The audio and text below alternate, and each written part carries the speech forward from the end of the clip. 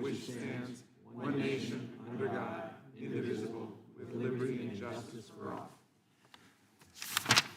Pursuant to notice, I call up HR 6719, the Combating Online Predators Act of 2025 for purpose of markup. Move that the committee report it favorably to the House. The clerk will report the bill. HR 671. Without objection, the bill be considered as read and open for an amendment at any point. The chair now recognizes the gentlelady from the great state of Florida, Ms. Lee, for her opening statement. Thank you, Mr. Chairman. I want to begin by thanking you for this committee's strong and consistent focus on protecting children from online exploitation and for including this bill in today's markup. Last Congress, the Crime Subcommittee held multiple hearings focused on human trafficking, child protection, and identifying victims. Through this committee, we also advanced the Report Act, which strengthened requirements for online service providers to report crimes involving child sex abuse material to the National Center for Missing and Exploited Children, legislation that was ultimately signed into law. That work matters, and it has made a real difference, but our work is not finished. Today, I'm bringing before the committee HR 6719, the Combating Online Predators Act, because we are seeing a disturbing and rapidly growing form of exploitation directed at children, sextortion. Sextortion occurs when a predator threatens to distribute sexually explicit images, often images a child has already been coerced into producing, unless the child complies with further demands. These demands may include additional explicit images, sexual acts, or money. The threat itself is the leverage, and it is devastatingly effective. The scope of this problem is alarming. Reports of sextortion have increased dramatically in recent years, and children, particularly teenage boys, are disproportionately targeted. The harm is not theoretical, it is real, and in some cases, it is fatal. Just last month, a 15-year-old boy from West Virginia died by suicide after being targeted in a sextortion scheme. His story is tragically not alone. From a legal standpoint, this bill addresses a very specific and very real gap in federal law. Under current statutes, the act of threatening to distribute child sex abuse material in order to coerce a child is not always clearly captured within existing CSAM provisions. As a result, prosecutors are often forced to rely on a patchwork of other statutes, leading to inconsistent charging decisions and sentences that do not adequately reflect the seriousness of the conduct. That is not because prosecutors lack commitment or creativity. It is because the statute was not written with this modern form of exploitation in mind. The Combating Online Predators Act fixes that. This bill amends Section 2252 and 2252A of Title 18 to explicitly criminalize the knowing threat to distribute child sex abuse material when that threat is used to coerce a minor to produce or transmit sexually explicit conduct. It is a targeted common sense update that aligns the law with the realities our children face online today. This legislation ensures that predators who use these threats as a weapon against children can be charged appropriately and sentenced accordingly. No child should ever be placed in a position where they feel trapped, ashamed, or hopeless because of an online predator's threat. And no child should ever believe the only way out is to harm themselves. Congress has a responsibility to ensure that our laws keep pace with evolving forms of exploitation and that law enforcement has the tools it needs to protect victims and hold predators accountable. For these reasons, I urge my colleagues to support H.R. 6719. Thank you, Mr. Chairman, and I yield back. Gentlelady yields back. The ranking member is recognized for an opening statement. Thank you, Mr. Chairman, and I salute the gentlelady on her legislation. This is one of a host of bills we're looking at today, Mr. Chairman, that emerged magically almost from the legislative push and pull over the NDAA. A lot of them we have not had hearings on. We've not had an extended period of time to do any real legislative analysis on them. I've done my best to try to study up on them. My response on this one will be similar to my response on some others. I plan to support this bill today because it raises a very serious issue. It's got a very important objective. I do think that there's room for improvement in this legislation in several different ways. It, of course, addresses the growing threat of the sextortion of minors, which occurs when a person gets a hold of an explicit image involving a minor and then uses it to blackmail them. It's a deadly serious problem. The National Center for Missing and Exploited Children reports that it's been just spiraling in recent years. They received 33,000 reports of this crime last year alone. The victims face extreme harassment and often feel they've got nowhere to turn. NCMEC reports that there are at least 36 teenagers who've taken their own lives after being targeted in such criminal schemes. So if you're willing, Mr. Chairman, I would like to get together to improve the legislation to ensure certain deficiencies are corrected. For example, the financial component that accompanies these crimes is not addressed here, but I think there are ways we can work together to improve it, but I plan to vote for it, and I do support the underlying bill, and I yield back. Gentleman yields back. Without objection, all of their opening statements will be included in the record. Chair now recognizes the gentlelady from Florida to offer an amendment in the nature of a substitute. Mr. Chairman, I have an amendment at the desk. Clerk will report the amendment. Amendment in the nature of a Without substitute. objection, the amendment in the nature of substitute will be considered as read and shall be considered as the base text. For the purposes of amendment, the gentlelady from Florida is recognized to explain the amendment. Thank you, Mr. Chairman. This amendment simply makes a small change to the short title that does nothing to alter the substance of the bill. I yield back. Gentlelady yields back. Anyone seek recognition?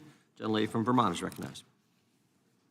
Just briefly, Mr. Chair, I just, like my ranking member, I'm grateful to Ms. Lee for bringing this forward, and like the ranking member, look forward to working together to improve this. As a mom of two teens, this is something I know all of us who are parents think about a lot, so I yield back. Gentlelady yields back. The question is on the adoption of the amendment in the nature of substitute. This will be followed immediately by a vote on favorably reporting the bill. All those in favor say aye. Aye. Those opposed, no. Opinion of the chair, the ayes have it, and the amendment in the nature of a substitute is adopted. The question now is on favorably reporting the bill as amended. All those in favor say aye. Aye. Those opposed, no. The ayes have it, and the bill is ordered to be reported favorably to the House. Members will have 2 days to submit views. Without objection, the bill will be reported as a single amendment in the nature of a substitute, incorporating all adopted amendments, and staff is authorized to make technical and conforming changes. Pursuant to notice, I call up HR 6732, the Coercion and Sexual Abuse-Free Environment Act of 2025 for purposes of markup, and move that the House, move that the committee reported favorably to the House. The clerk will report the bill. HR 6732. Without objection, the bill will be considered as read and open for amendment at any point. The chair now recognizes the gentleman from Arizona, Mr. Biggs, for an opening statement. Thank you, Mr. Chairman, and I thank all the members of the committee. And I want to point out that the Crime Subcommittee has had multiple hearings addressing CSAM issues. So we've actually tried to get this and discuss these types of bills and this issue. Mr. Chairman, as was stated earlier, the horror of child exploitation online continues to remain an issue across the country. The Subcommittee on Crime and Federal Government Surveillance made combating child exploitation a top priority in the 118th Congress, and we continue to do so in this Congress. Unfortunately, we've only just scratched the surface of the true evil that criminals are finding new ways to force minors to commit sexual or violent acts. Violent online networks are methodically targeting vulnerable underage populations across the United States. These violent groups, often known as gore groups, are going further to target children and force them into unthinkable acts of violence against themselves, against others, and even against animals. These groups use social media or other popular platforms such as Roblox or Discord to elicit private information or sexual images from minors, and then use that material to blackmail victims into mutilating themselves or taking other violent action against other children or even animals. Many of these networks rapidly emerge, create alliances, and dissolve, making it difficult to determine leadership structures with many criminal actors located overseas. Many of these offenders are also minors themselves. The most prominent group example is the online extremist network known as 764. 764 is a decentralized online network glorifying violence and encouraging participation in criminal activities such as sextortion and doxing. A disturbed young man who has since been arrested and jailed started the 764 network in 2020. While decentralized, it has grown into a vast array of online predators seemingly in a dark competition of who can get children to commit the most violent acts. In 2024, the National Center for Missing and Exploited Children, NCMEC, Cyber Tip Line, the nation's centralized reporting system for the online abuse and exploitation of minors, received more than 1,300 reports of exploitation with a connection to a violent online group. By August of this year, they had already received more than 1,000. In response to combating these groups, a law enforcement officer made the grim remark, quote, "If you can get someone to self-harm, you're doing quite well in that group. If you can get them to kill themselves, you're reaching the pinnacle," close quote. That is their objective of these evil people. These stories, these examples are incredibly disturbing. Children are carving phrases unto themselves and live streaming the torture of pets. Some are encouraged to commit suicide and live stream that act of suicide for the world to see. This rising threat should alarm everyone listening, regardless of party affiliation. I applaud the FBI for taking crucial steps to both raise awareness on this issue and hold predators accountable and working with us in the drafting of this legislation. In April, the FBI Richmond Field Office shared a video warning about a new threat to kids' safety. According to Deputy Director Bongino, the FBI has more than 300 active investigations into these groups, and that number continues to grow. However, more is needed from Congress to assure those heinous individuals are prosecuted. The conduct of groups such as the 764 Network do not always fit neatly into existing criminal statutes, potentially jeopardizing prosecutions. My legislation, the Coercion and Sexual Abuse-Free Environment Act, criminalizes compelling or enticing a minor to engage in self-harm, resulting in death, engage in animal crushing, or to commit acts of self-mutilation or self-branding. We can all find common ground with this common-sense legislation. These are grotesque crimes that must be prosecuted to the fullest extent. And to any young people listening who have been impacted by this crime and do not know where to turn, know it is not your fault. Do not listen to this evil online. Know you are loved and anything can be made right. Your life is worth living. I urge my colleagues to support this legislation. Thank you, Mr. Chairman. I yield back. The chair recognizes the ranking member for an opening statement. Thank you, Mr. Chairman. And again, I want to thank the sponsor for introducing this legislation. Coercing kids online to hurt themselves or other people is a massive and brutal harm and a serious social problem that's increasing.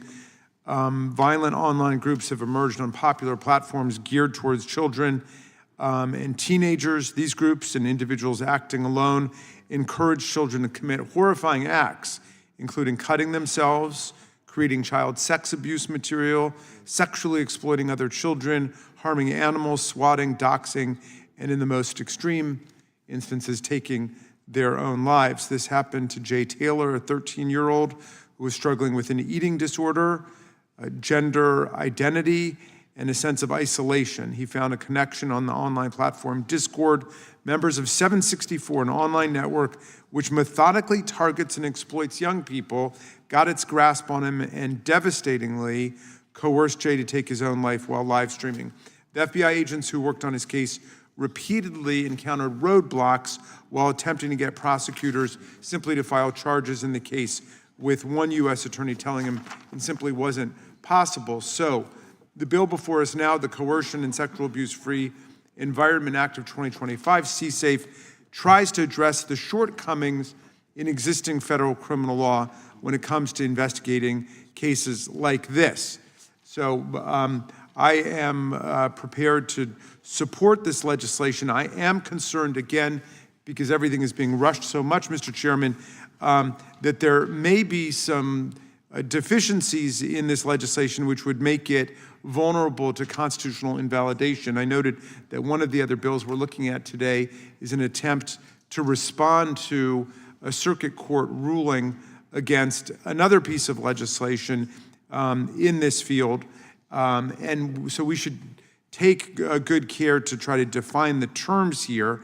For example, if you look at Section 2C1C, it criminalizes the act of compelling a minor to, quote, engage in abuse or degrading non-sexual conduct.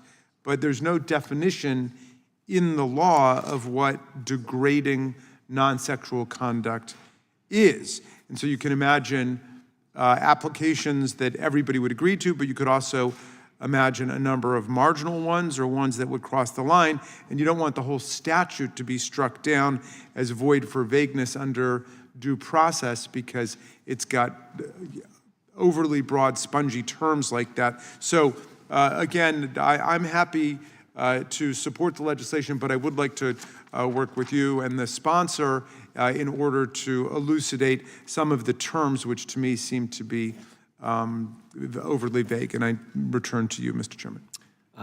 Gentleman yields back, and I'm sure we can take a look at that. Without objection, all of the opening statements will be included in the record. The chair now recognizes the gentleman from Arizona to offer an amendment in the nature of a substitute. Mr. Chairman, I have an amendment at the desk. Clerk will report the amendment. Amendment in the nature of a Without objection, the substitute. amendment in the nature of a substitute will be considered as read and shall be considered as base text for the purpose of the amendment.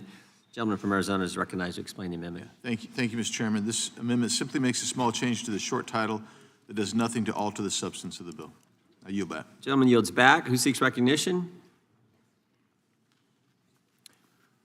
The question occurs on the adoption of the amendment in the nature of a substitute. This will be followed immediately by a vote on reporting the bill. All those in favor say aye. Aye. Those opposed, no. Opinion of the chair, the ayes have it, and the amendment in the nature of a substitute is adopted. The question is on favorably reporting the bill as amended. All those in favor say aye. Aye.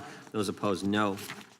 The ayes have it, and the bill is ordered to be reported favorably to the House. Members will have 2 days to submit views. Without objection, the bill will be reported as a single amendment in the nature of a substitute incorporating all adopted amendments, and staff is authorized to make technical and conforming changes. Pursuant to notice, we call up 6715, the Child Predators Accountability Act of 2025 for purposes of markup, and move that the committee report it favorably to the House.